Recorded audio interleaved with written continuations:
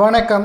சற்று முன் கிடைக்கப்பெற்ற மிக முக்கியமான செய்தி ஒன்று வெளியாகி உள்ளது. திராவிட முன்னேற்றக் கழகத்தின் ஆட்சி கலைக்கப்படுகிறதா? ஜனாதிபதி வெளியிட்ட மிக முக்கியமான அறிவிப்பு. கடந்த சில மாதங்களுக்கு முன்பாக தமிழ்நாட்டில் ஆளுநராக பணியாற்றிய RN ரவி அவர்களுக்கு எதிராகவும் ஜனாதிபதிக்கு எதிராகவும் உச்சநீதிமன்றத்தில் வழக்கு தொடர்ந்த ஸ்டாலின் அவர்கள் தற்பொழுது மன்னிப்பு கேட்க வேண்டும். உச்சநீதிமன்றம் வெளியிட்டுள்ள மிக முக்கியமான அறிவிப்பால் திமுகவிற்கு அவப்பெயர் ஏற்பட்டுள்ளது.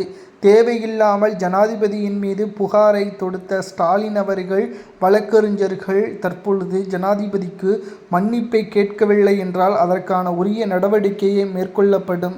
தேர்தல் தேதி கூட தற்பொழுது அறிவிக்கப்பட உள்ள நிலையில் ஏப்ரல் 16ஆம் தேதி சட்டசபை தேர்தல் நடைபெற உள்ளது.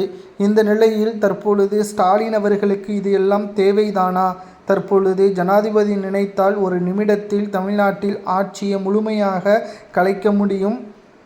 ஜனாதிபதிக்கு எதிராக அவதூறுகளை பேசியதாகவும் பொய்யான குற்றச்சாட்டுகளை முன்வைத்ததாகவும் அவர் மீது நடவடிக்கை கூட எடுக்கப்படலாம் என்றும் கூறப்படுகிறது. மேலும் திமுகவின் சார்பாக உச்சநீதிமன்றத்தில் வாதாடிய வழக்கறிஞர் ஜனாதிபதியின் மீது ஏன் வழக்கு தொடரக்கூடாது? ஜனாதிபதி அவர்கள் தமிழ்நாட்டிற்கான உரிய திட்டங்களை அமல்படுத்துவதற்கு தாமதப்படுத்துவதாக குற்றம் சாட்டியுள்ளார். மேலும் இவர் செய்தது மிகப்பெரிய தவறு. அதிகாரங்கள் முழுவதும் ஜனாதிபதிக்கு இருக்கிறது.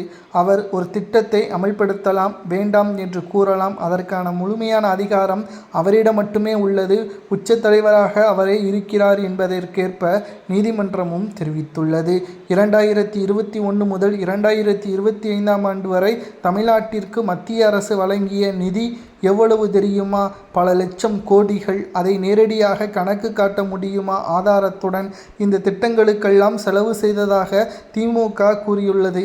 அதிலும் குறிப்பாக தூத்துக்குடியில் பயணிகள் நிழற்கூடை, அதாவது பேருந்து நிலையம் அல்ல, நிழற்கூடை குறிப்பிட்டு ஒரு 10 நபர்கள் 20 நபர்கள் அதிகப்படியாக கூடக்கூடிய அந்த பேருந்து நிழற்கூடைக்கு சுமார் 50 கோடி வரை செலவு செய்யப்பட்டதாக கணக்கு காட்டப்பட்டுள்ளது மத்திய அரசு வழங்கிய நிதியில்.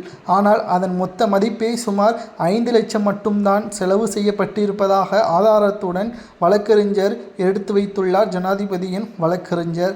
இதனால் அதிர்ச்சியடைந்த ஸ்டாலின் அவர்கள் திமுகவின் ஆட்சியை ஒரு நிமிடத்தில் கலைக்க முடியும், ஆனால் மக்களே அதற்கான உரிய தீர்ப்பை வழங்குவார்கள் என்பதையும் வழக்கறிஞர் தெரிவித்துள்ளார். இதனால் திமுகவின் தலைவரும் திமுகவின் சார்பாக வாதாடிய வழக்கறிஞரும் அதிர்ச்சியடைந்துள்ளனர்.